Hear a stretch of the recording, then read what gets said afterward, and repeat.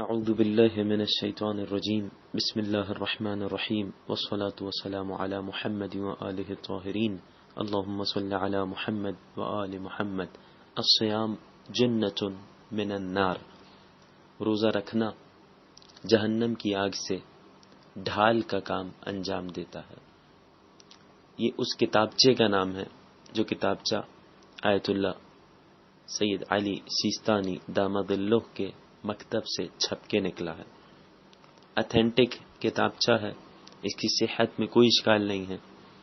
آیت اللہ سیستانی صاحب کے مکتب سے اسٹمپ لگی ہوئی ہے اور لکھا ہوا ہے شروع میں کہ بسمہ تعالی بعد الحمد والصلاۃ ان رسالۃ الصیام جنۃ من النار۔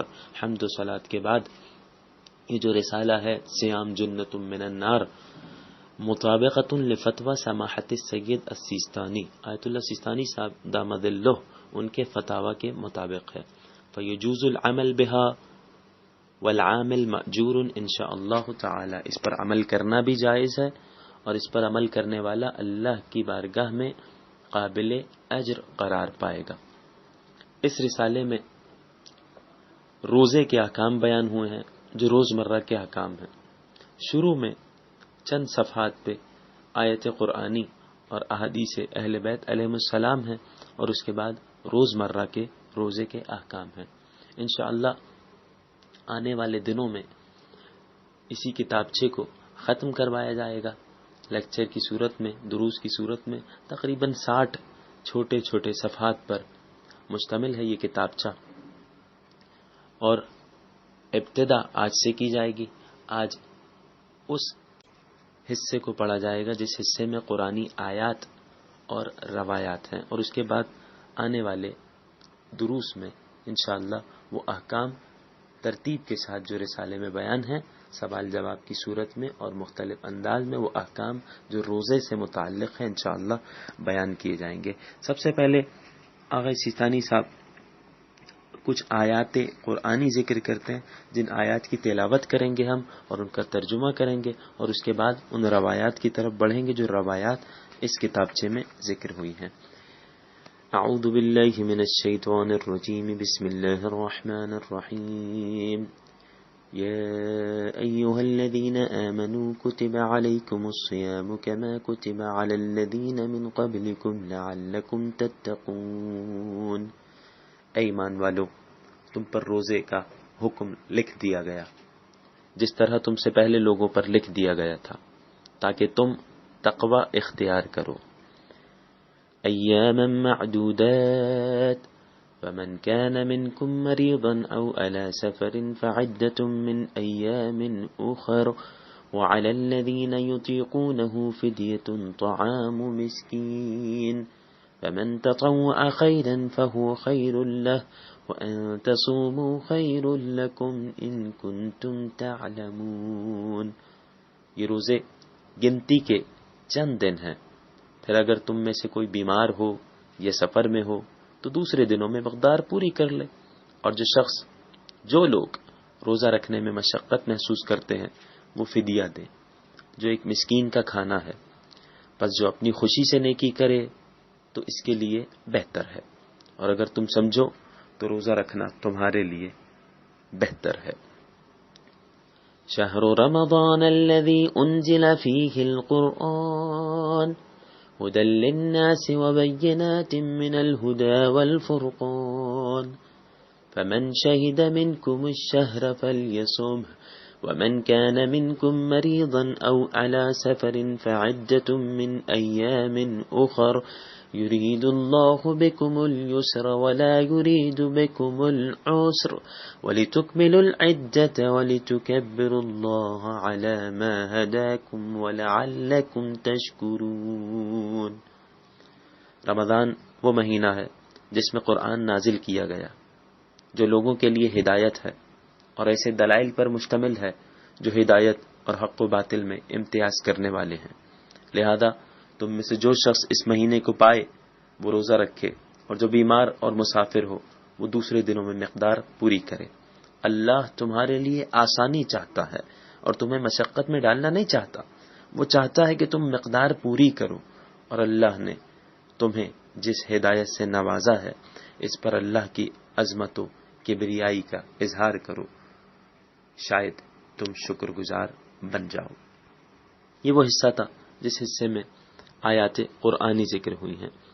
آگے آیت اللہ سیستانی صاحب ماہ رمضان کے استقبال میں جو نبی اکرم صلی اللہ علیہ وآلہ کا خطبہ ہے اس کے چند جملے ذکر کرتے ہیں، اور اس کے بعد کچھ احادیث، اور اس کے بعد احکام ماہ رمضان کا سلسلہ شروع ہو جائے گا۔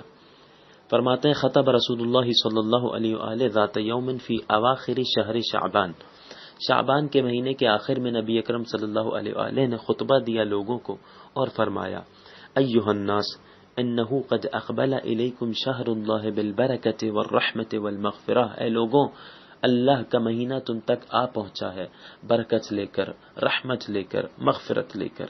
شہر ہو عند اللہ افضل الشہور، یہ وہ مہینہ ہے کہ جو اللہ کے نزدیک افضل ترین مہینہ ہے۔ وایامہ افضل الایام، اس کے دن افضل ترین دن ہیں۔ ولیالیہ افضل اللیالی، اس مہینے کی راتیں دوسرے مہینوں کی راتوں سے کہیں زیادہ افضل ہیں۔ وساعاتہ افضل الساعات، اس مہینے کی گھڑیاں افضل ترین گھڑیاں ہیں۔ وشہر، یہ وہ مہینہ ہے دعیتم فیہ، تمہیں دعوت دی گئی ہے اس مہینے میں، کس چیز کی دعوت دی گئی ہے؟ الی ضیافت اللہ، اللہ کی طرف، کہ اللہ کے مہمان بنو تم، اللہ مہمان نواز بنے، اللہ میزبان بنے، تم مہمان بنو، تمہیں دعوت دی گئی ہے اس مہینے میں۔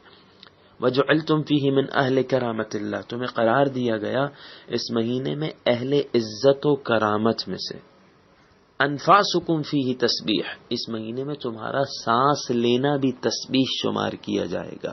وَنَوْمُكُمْ فِيهِ عبادہ، تمہارا سونا بھی اس مہینے میں عبادت ہے۔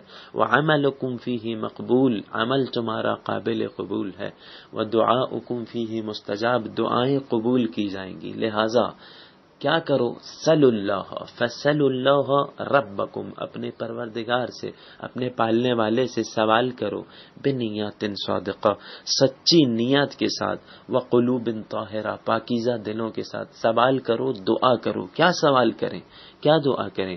ان یوفقکم لصیامہ وتلاوت کتابہ، کہ اللہ تمہیں توفیق دے کے اس مہینے کے روزے رکھو اور اللہ کی کتاب یعنی قرآن کی تلاوت کرو۔ یہ خود اللہ سے دعا کرو، پروردگار توفیق دے ہم تمام کو۔ نبی اکرم فرماتے ہیں فَإِنَّ الشَّقِيَّ مَنْ حُرِمَ غُفْرَانَ اللَّهِ فِي هَذَا الشَّهْرِ الْعَظِيمِ، بدبخت ترین ہے وہ شخص جو اس عظیم مہینے میں بھی اللہ کی مغفرت سے محروم ہو جائے۔ یہاں تک خطبہ شعبانیہ جو خطبہ ماہ مبارک رمضان کے استقبال میں دیا گیا وہ ذکر کیا، اور اس کے بعد کچھ احادیث ذکر کرتے ہیں۔ نبی اکرم صلی اللہ علیہ وآلہ کی حدیث آغا سیستانی صاحب اپنے اس رسالے میں ذکر کرتے ہیں کہ من صام شہر رمضان ایمانا واحتسابا، جو شخص ایمان کے ساتھ اور احتساب نفس کے ساتھ، یعنی خالصتا للہ، احتساب یعنی لوجہ اللہ، اللہ کے لیے روزہ رکھے گا، غفر اللہ لہ ما تقدم من ذنبہ، غفر اللہ ما تقدم من ذنبہ، اللہ اس کے گزشتہ گناہوں کو معاف فرمائے گا۔ مزید فرمایا الصیام جنۃ العبد المؤمن یوم القیامہ، مومن انسان کے لیے، مومن بندے کے لیے قیامت کے دن روزہ ڈھال بن جائے گا۔ کما یقی احدکم سلاحہ فی الدنیا، جس طریقے سے تم میں سے کوئی شخص دنیا میں اسلحے سے بچنے کے لیے ڈھال کا استعمال کرتا ہے، دنیا میں ایک شخص، اسی طریقے سے قیامت میں مومن کے لیے روزہ ڈھال بن جائے گا۔ مزید فرمایا من صام شہر رمضان فاجتنب فیہ الحرام والبہتان، جو شخص ماہ مبارک میں روزہ رکھے اور اسی ماہ مبارک میں خاص طور سے حرام سے پرہیز کرے، بہتان سے پرہیز کرے، رضی اللہ عنہ واوجب لہ الجنان، اللہ اس سے راضی ہوگا اور اس کے لیے جنت کو واجب قرار دے دے گا۔ مزید فرمایا نبی اکرم صلی اللہ علیہ وآلہ کی حدیث من منعہ الصوم من طعام یشتہیہ، جس شخص کو روزہ روکے ایسے کھانے سے جس کو وہ چاہتا ہے، کھانا چاہ رہا ہے لیکن روزے کی وجہ سے نہیں کھا رہا، کان حقا علی اللہ ان یطعمہ من طعام الجنہ ویسقیہ من شرابہا، اللہ کے اوپر اس شخص کا حق ہے کہ اللہ ایسے شخص کو جنت کے طعام سے اس کی نوازش کرے، جنت کا کھانا کھلائے اور اس کے جنت کے مشروبات میں سے اس کی نوازش کرے اور جنت کے مشروبات اسے پلائے۔ اسی طریقے سے ایک اور حدیث، للصائم فرحتان، روزے دار کے لیے دو خوشیاں ہیں، فرحت عند افطارہ، ایک خوشی افطار کے وقت ہوتی ہے، وفرحت یوم یلقى ربہ، ایک اس وقت ہوگی کہ جب اللہ سے ملاقات کے لیے جائے گا۔